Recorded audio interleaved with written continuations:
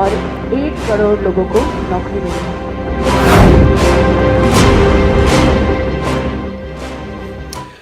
नाज़रीन आदाब, न्यूज़ 18 उर्दू में आपका इस्तकबाल है। मैं हूं मोहम्मद विसाल आजम और आप देख रहे हैं खबर खास में आज बात बंगाल की। जी हां, बिहार में जो इंतखाबी सरगर्मियां थी, जो इंतखाबी जंग था, वो अपने नतीजे पर पहुंचा और अब जो है बंगाल पर पूरी नजरें हैं। खास तौर से बीजेपी ने अपनी पूरी ताकत बंगाल में झोंक रखी है और बीजेपी ने अभी से नहीं बल्कि काफ़ी अरसे से बंगाल में अपनी ज़मीन मजबूत करने की लगातार कोशिश की है।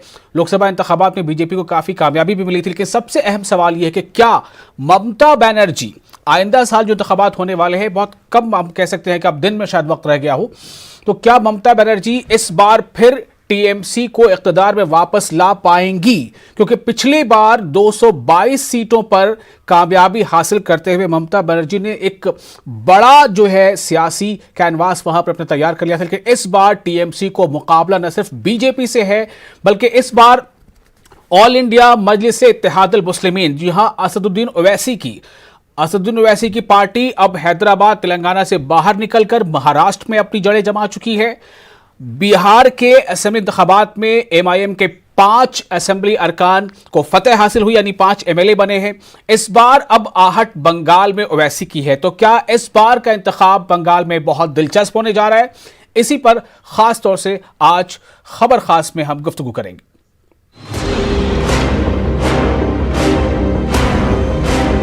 मैं युवा समाज के भविष्य की बात करूं। बंगाल में पिछले 8 वर्षों में बेरोजगारी 40% तक कम हो गई है और 1 करोड़ लोगों को नौकरी मिली है।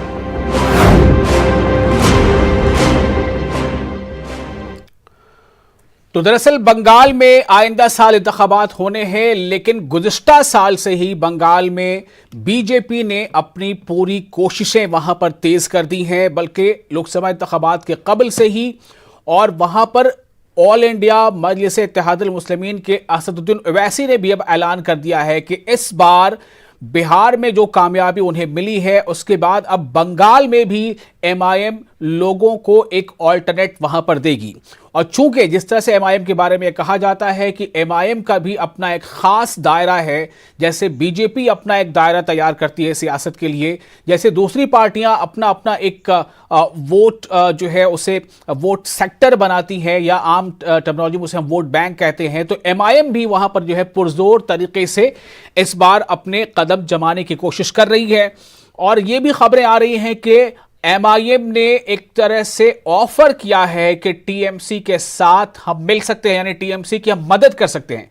यह मदद क्या टीएमसी के साथ ऐलानिया इत्तेहाद के साथ होगा, या फिर टीएमसी के साथ जो एक टैक्टिकल कहते हैं कि फाइट होगी इलेक्शन में और इससे टीएमसी को मदद मिलेगी? सबसे अहम सवाल यह है कि बंगाल में एक अलग जुबान है, एक अलग कल्चर है, एक अलग तहजीब है। और बंगाल में अक्सर ये देखा गया है कि जब लेफ्ट पार्टियों का वहां पर इक़्तिदार था तो काफ़ी लंबे वक्त तक था। उससे पहले जब कांग्रेस वहां कभी रूल किया करती थी तो काफ़ी लंबे वक्त तक थी, और कांग्रेस से ही टूटकर अलग होकर तृणमूल कांग्रेस जो है वो वजूद में ये पार्टी आई थी। तो एक तरह से ये कहा जा सकता है कि बंगाल की आवाम ने जिसे भी वहां मौका दिया, एक अरसे तक मौका दिया। वाम दलों का, यानी लेफ्ट पार्टियों का वहां इक़्तिदार लंबे वक्त तक रहा।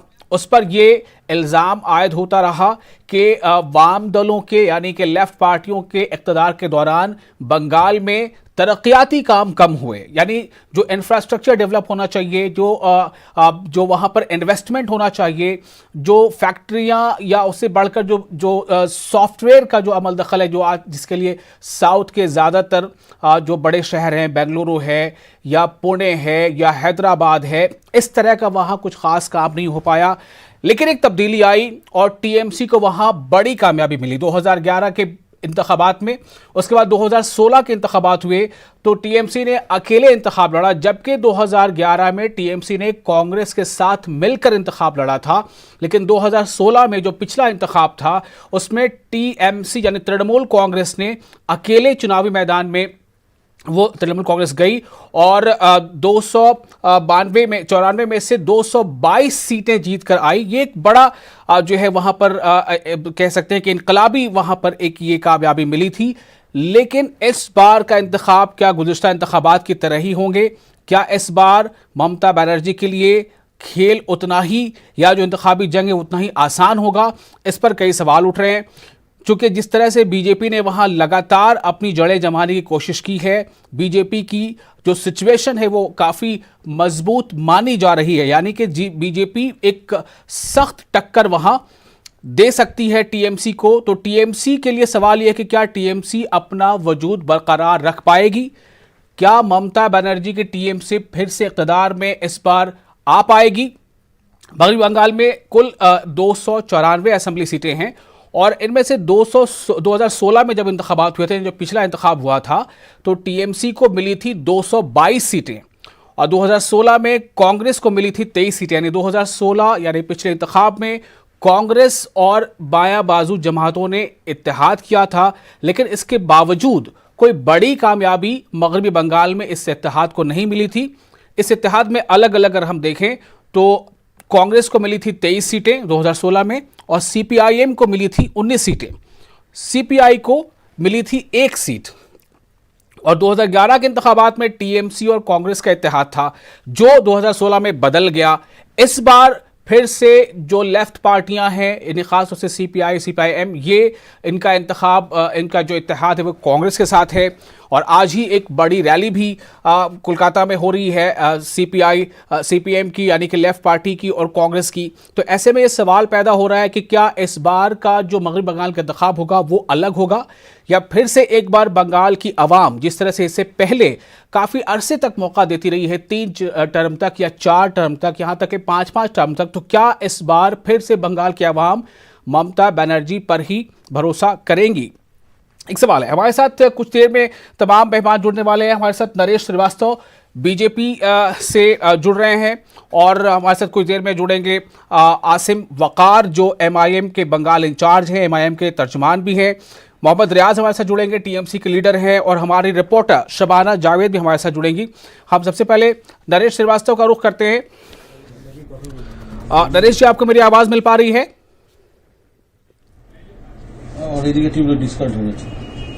না কেটে দিচ্ছি, ও বিজি আছে। नरेश जी को मेरी आवाज मिल पा रही है?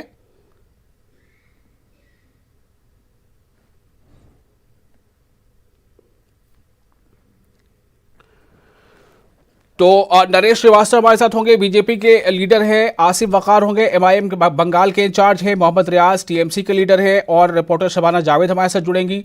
तो सवाल इसी बात को लेकर है कि एमआईएम की ये जो आहट है, ये वहाँ किस तरह का बदलाव लाएगी? जिस तरह से बिहार में इंतखाबात हुए, हालांकि एमआईएम ने कहा कि हमारी अपनी सियासत है, डेमोक्रेसी में सबको अपना हक है, लेकिन उस पर यह इल्ज़ाम आयद होता रहा कि एमआईएम की वजह से कहीं ना कहीं वोटों का जो वोटिंग का पैटर्न है वो थोड़ा बदला, और उसके वजह कर ही हालात ऐसे पैदा हुए कि वहाँ एनडीए जो है वो इक़्तिदार में आ गई। तो क्या ऐसी सिचुएशन कुछ बंगाल में भी होगी, या बंगाल के अवाम के सामने एक साफ ऑल्टरनेटिव मौजूद है? चूँकि आज ही जिस तरह से एक प्रेस कॉन्फ्रेंस में टीएमसी के कई लीडरों ने ये बयान दिया है कि पिछले 8-9 सालों में नौकरियाँ बहुत मिली हैं या दी गई हैं।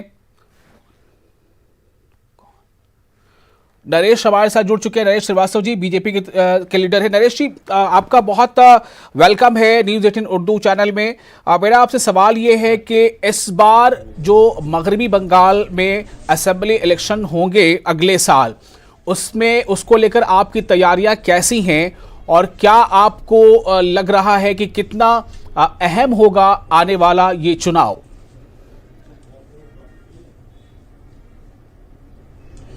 पहले मैं आपको बता दूं कि मैं ऑफिशियल स्पोक्समैन नहीं हूं। मैं एक राज्य कमेटी मेंबर हूं बीजेपी, भारतीय जनता पार्टी का जी। जहां तक तैयारी की बात है, हमारे जो प्रेसिडेंट साहब हैं वो बार बार बता रहे हैं, वेस्ट बंगाल प्रेसिडेंट दिलीप घोष महाशय बार बार बता रहे हैं कि हमारी इस तैयारियां पूरी कंप्लीट हो गई है और हम 200 से ज्यादा सीट लाने के लिए अभी हम तैयार हैं। अच्छा, तो आप 294 में से 200 से ज्यादा सीटें लाएंगे, जैसा टीएमसी को पिछली बार 222 सीटें मिली थी? जरूर लाएंगे। अच्छा, क्या अहम मुद्दे हैं आपके सामने किन किन मुद्दों को लेकर आपको लगता है कि आवाम यानी वहां की जनता बीजेपी का साथ देगी?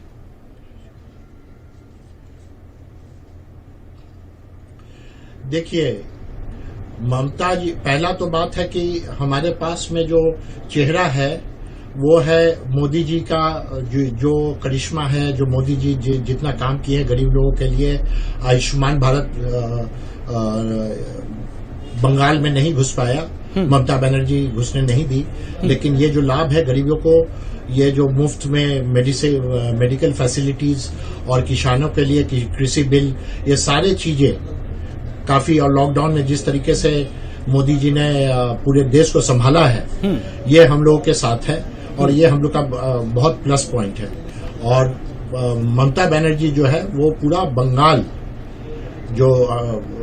बंगाल को सिर्फ उन्होंने ब्लू और सादा रंग से रंग करवाया है, और इसके अलावा नौकरियां तो बहुत दूर दूर नहीं मेरे को दिखलाई देती है। कोई अडॉक में 1000, 2000, 3000 रुपया का नौकरी और टेम्पोररी नौकरी, वही सिविक पुलिस और ये पुलिस वो पुलिस दिखलाती है, जिसका कोई नौकरी का कोई ओढ़ है न कोई छोड़ है। तो और आम्फान में आप देखे हैं कि किस तरीके से समाज, किस तरीके से अनाज जो आया था वो लूट हुआ है। सेंट्रल गवर्नमेंट का जो असिस्टेंस है सारे को लूट किए हैं टीएमसी के गुंडों ने और टीएमसी के जितने वर्कर्स हैं। ये लोग मिल बांट करके खाया है और काफी मिसरूल रहा है। धर्षण में 1 नंबर 1 है बंगाल। औरत सेफ नहीं है, कोई लोग सेफ नहीं है। बस ऊपर से ममता बनर्जी बोली जाती है, प्रेस कॉन्फ्रेंस करने में तो कुछ लगता नहीं है। प्रेस में आप बुला करके दिखावे के लिए डीएम को बुला लेती है और एक नाटक, अपना जो नाटक है वो दिखाने का कोशिश करती है। चलिए, हमारे साथ मोहम्मद रियाज जो चुके हैं, टीएमसी लीडर हैं, और आसिम वकार एमआईएम के बंगाल इंचार्ज भी हैं और तर्जुमान भी हैं। आसिम वकार, आपको मेरी आवाज मिल पा रही हो तो मेरा सवाल ये है कि एमआईएम के लिए बिहार में कामयाबी मिली, 5 सीटें आपने वहां पर हासिल की। बंगाल एमआईएम के लिए क्या एक मतलब हॉट केक जैसा है? एमआईएम अकेले जाएगी बंगाल के इंतखाब में या किसी के साथ अलायंस भी होगा? आसिम वकार।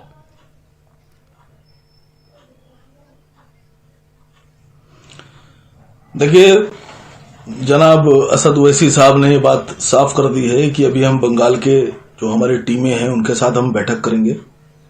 असद साहब ने कल भी ये बात बोली है, और जब भी इधर प्रेस कॉन्फ्रेंस कर रहे हैं या कोई बात होती है तो बोल रहे हैं कि पहले हम अपने लोगों से बात करेंगे कि हमें कहां लड़ना है, कितनी सीट लड़ना है, हम समीक्षा करेंगे अपनी। उसके बाद सदर साहब ये फैसला लेंगे कि आगे चुनाव कैसे लड़ना है। चुनाव लड़ा जाएगा, ये बात असद साहब ने बिल्कुल साफ तौर से कही है, वाजे तौर पे कही है कि बंगाल चुनाव लड़ेंगे। उन्होंने कहा है खुद कि हम बंगाल आ रहे हैं, तो बंगाल आ रहे हैं तो बंगाल आ रहे हैं। फिर आपकी चुनाव लड़ेंगे तो फिर लड़ेंगे। चुनाव हो रही हैं, चुनाव लड़ने से किसी को कोई तकलीफ नहीं होना चाहिए। आप क्या सजेस्ट करेंगे असद साहब को? आप बंगाल के इंचार्ज हैं एमआईएम के। सर, हम उनको क्या सजेस्ट करेंगे और क्या नहीं करेंगे, ये हमारा अपना पार्टी का इंटरनल मामला है, ये हमारा स्ट्रेटेजी है। वो बैठकर हम किसी चैनल पर या किसी पब्लिक प्लेस पर हम इसको डिस्कस नहीं कर सकते हैं। और मैं समझता हूं कि आपको ये बात पूछना भी नहीं चाहिए हमसे। नहीं, ये हमारा तो हक यकीन होना चाहिए हम तो कि कुछ भी पूछ सकते हैं, लेकिन आप इसके लिए नहीं बताएंगे, न डिस्कस आप इसके लिए भी आपको ये हक हासिल है कि आप जवाब दें या ना दें। मेरा सवाल सीधा है कि एमआईएम अकेले चुनाव लड़ेगी या किसी के साथ इत्तेहाद करेगी? मैंने आपसे कहा कि सब फैसले असद साहब लेंगे, लेकिन चुनाव हम लड़ेंगे, पूरी ताकत से लड़ेंगे, पूरी मजबूती से लड़ेंगे। मतलब फैसला अभी लिया नहीं जा सका है।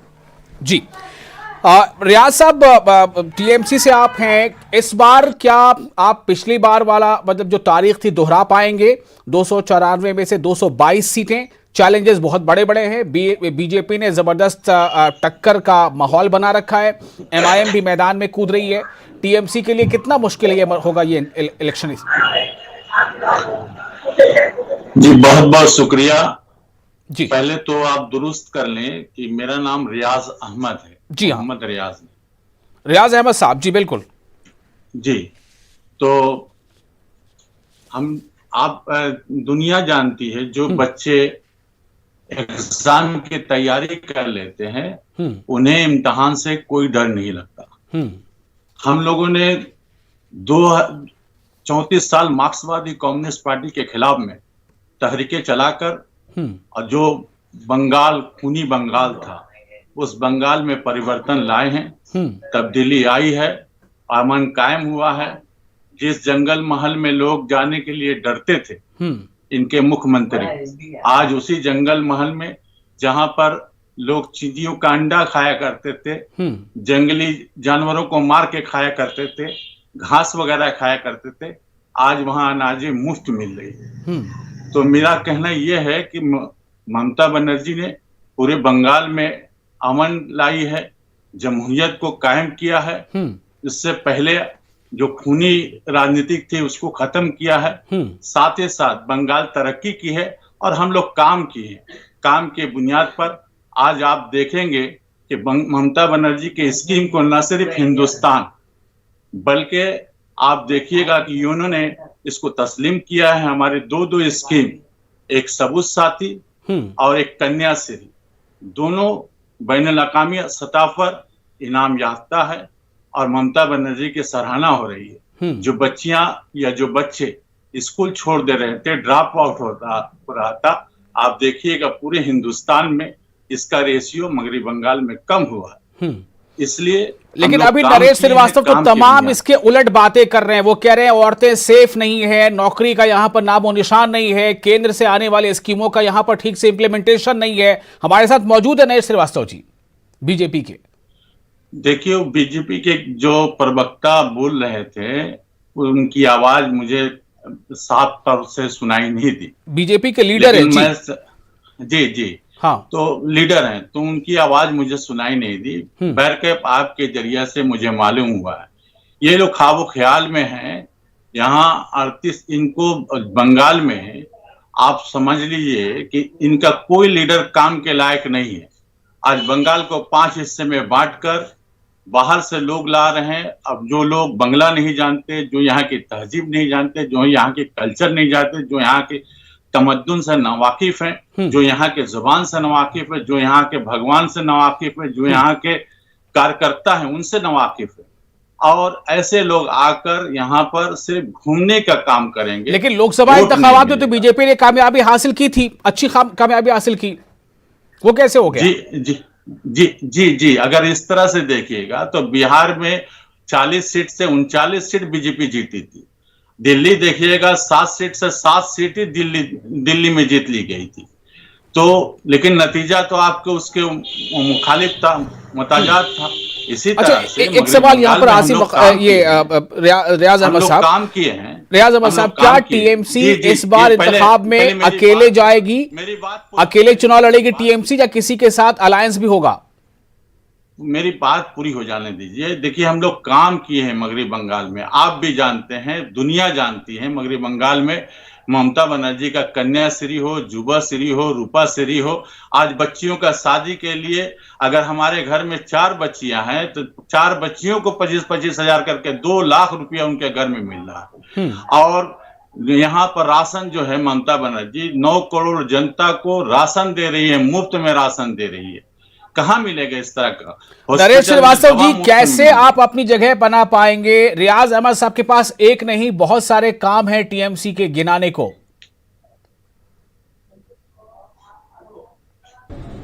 देखिए, अभी उन्होंने कहा कि इनके पास बाहर से आदमी आते हैं और चले जाते हैं, ठीक ना।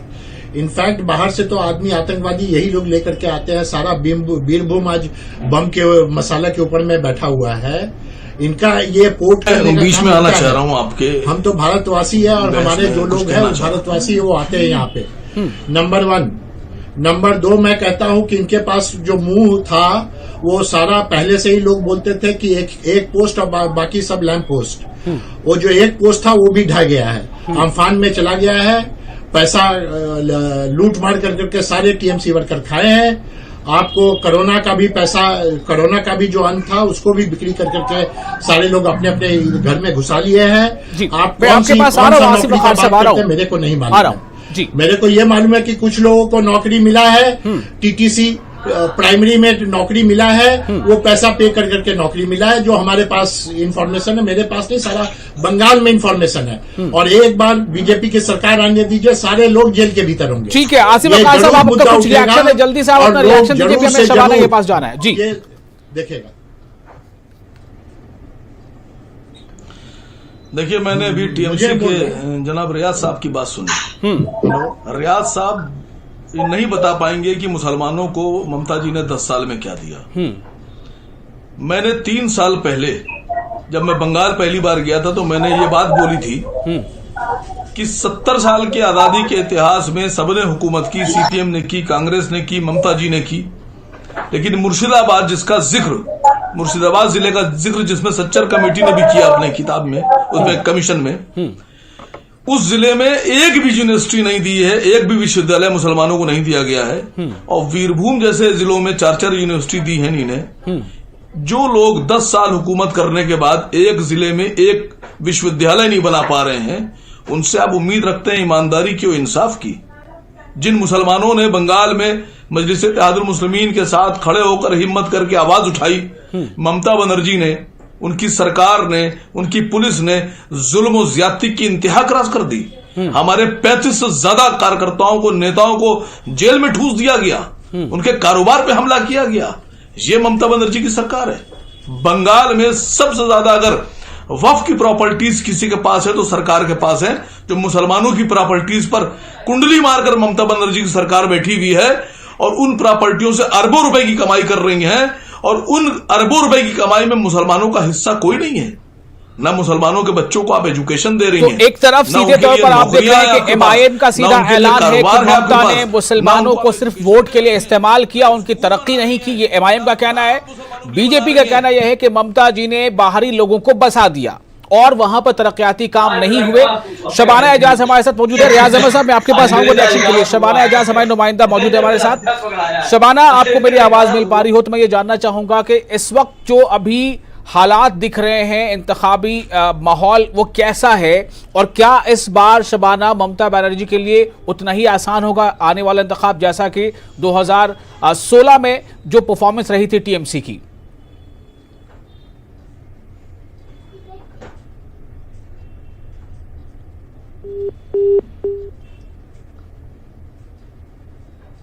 अच्छा, अभी शबाना आपसे जुड़ नहीं पा रहे हैं, हम फिर से उनके पास जाएंगे।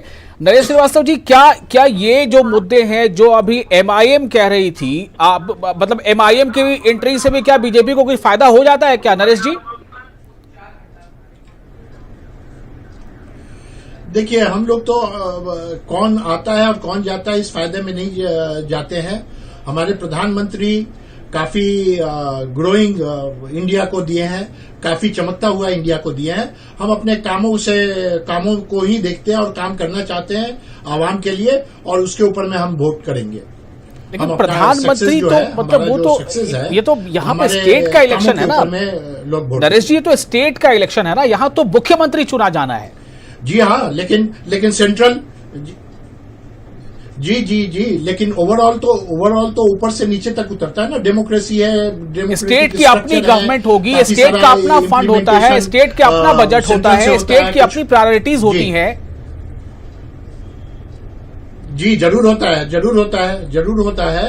लेकिन इसके साथ में जैसे आपको मैं बताया कि ममता बनर्जी ये जो आयुष्मान जो था उसको आप घुसने नहीं दी।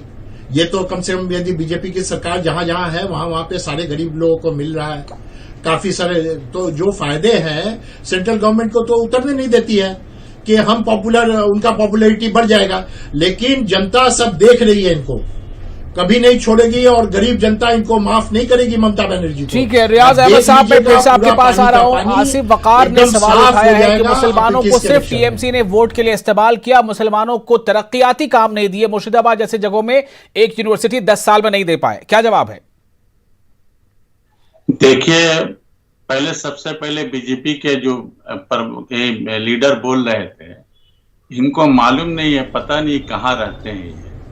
ये बोल रहे हैं बंगाल में, इनको मालूम होना चाहिए कि उत्तर प्रदेश का आज अवस्था क्या है।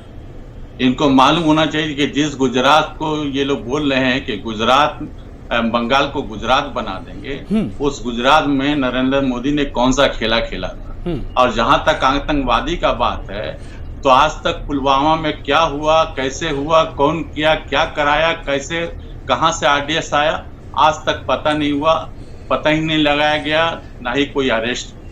अब रह गया भारतवासी, कोई भारतवासी ये नहीं बोलना चाहता है। ये कुछ लोग बाहर से आते हैं, वो लोग ये सब प्रोपेगेंडा करते हैं। उत्तर प्रदेश से भी हो जाए बंगाल, तो बंगाल का तरक्की काफी हो जाएगा। हमें भी बोलना आता है बीच में। हम जब शुरू हो जाएंगे तो आप नहीं बोल पाइएगा। आप जिस तरह से बोल रहे थे, मैं खामोशी से सुन रहा था। ठीक है, आप बोलिए। हमारी बातों को आप प्लीज बोलिए। सुनिए। ठीक है, आप बोलिए। यहाँ पर 40,000 गांव है। हाँ, सुन रहा हूँ। यहाँ पर 72,000 बूथ है। इस बूथ में कहाँ से लाइएगा आदमी? सब उत्तर प्रदेश से आएगा, गुजरात से लोग आएंगे। लोग तरक्की का काम, जहां तक वकार साहब बोल रहे थे, मैं बहुत एहतराम से उनको मैं देखता हूँ, सुनता हूँ, लेकिन उनको शायद इल्म नहीं।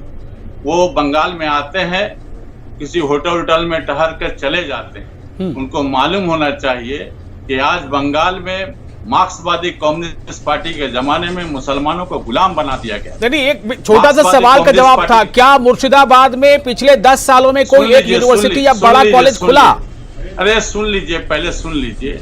मार्क्सवादी कम्युनिस्ट पार्टी यहाँ की जुबानें हम लोगों को छीन ली गई थी। हम लोगों को मजहबी प्रोग्राम किया नहीं दिया जाता था, और नहीं तो तस्लीमा नासरीन को बुलाकर हम लोगों को बेइज्जत किया जाता था।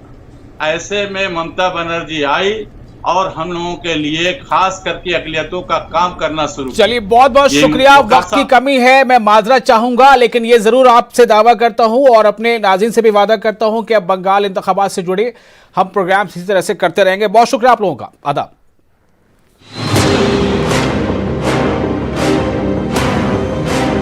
मैं युवा समाज के भविष्य की बात करूंगी। बंगाल में पिछले 8 वर्षों में बेरोजगारी 40% तक कम हो गई और 1 करोड़ लोगों को नौकरी मिली है।